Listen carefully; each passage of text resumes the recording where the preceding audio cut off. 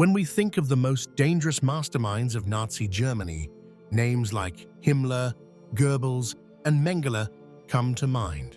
But there was a woman whose face was innocent, yet whose cruelty could shame even the devil. This is the story of Irma Gries, a person, or perhaps an enemy, who became a grim lesson for all of humanity.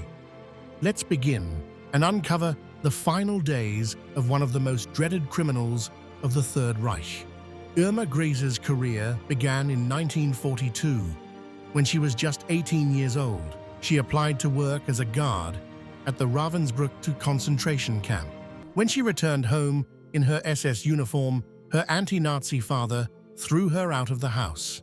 In retaliation, she reported him to the authorities. After her time at Ravensbrück, she was transferred in 1943 to Auschwitz, where within just a few months, she rose to become supervisor, the second highest ranking woman in the camp, just after the notorious Maria Mandl. She oversaw 30,000 Jewish inmates, subjecting them to every form of torture and abuse.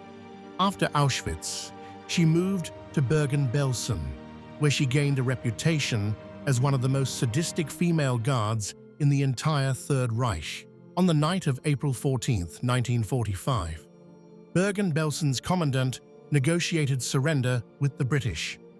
The next morning, Allied troops arrived to find the neatly uniformed German staff lined up, led by Joseph Kramer and an arrogant-looking Irma Gries. News headlines called them the Beasts of Belsen. At the Bergen-Belsen trial in December 1945, Irma Gries faced charges of murder, torture, and sexual abuse. Her trademark was leather boots, a whip, and a pistol. She set her dogs on female prisoners, sometimes killing them. She shot inmates at random, beat them with her braided whip, and spared neither children nor the elderly. According to trial documents, every Monday, Wednesday, and Saturday, she carried out selections. Dressed in a spotless uniform, her hair perfectly arranged, she picked her victims with visible enjoyment, often starting with those who still retained some beauty.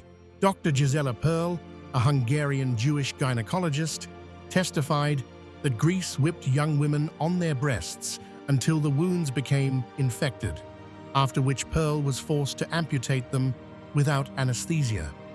One survivor recalled that in June 1944, 300 women were beaten and then sent to the gas chambers. Estimates suggest that at Bergen-Belsen, she was responsible for up to 30 deaths per day. During the trial, Irma Gries denied most charges. She admitted beating prisoners, but claimed she did so only for good reason. She admitted using a whip and forcing inmates into exhausting physical drills as punishment. She claimed she didn't know the full scale of the genocide, a statement hard to believe, given the industrial nature of the Holocaust. She never abandoned her Nazi beliefs. In prison, she sang SS marching songs. In court, she remained cold and distant, often answering only "no, I don't know," or "I don't remember." On the 54th day of the trial, she was found guilty. At just 22 years old, she became the youngest woman to be sentenced to death under British law in the 20th century. On December 13, 1945, at Hamlin Prison, British hangman Albert Pierrepoint carried out her execution.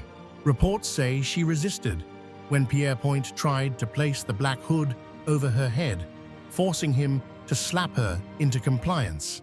The execution was allegedly botched, with some claiming she died from strangulation rather than a clean hanging. Her last word was "schnell," quick, as if ordering her own death. Afterwards, her body was mutilated, cremated, and her ashes scattered into a drainage river to ensure no Nazi grave could become a shrine for neo-Nazi sympathizers. This was the story of Irma Gries.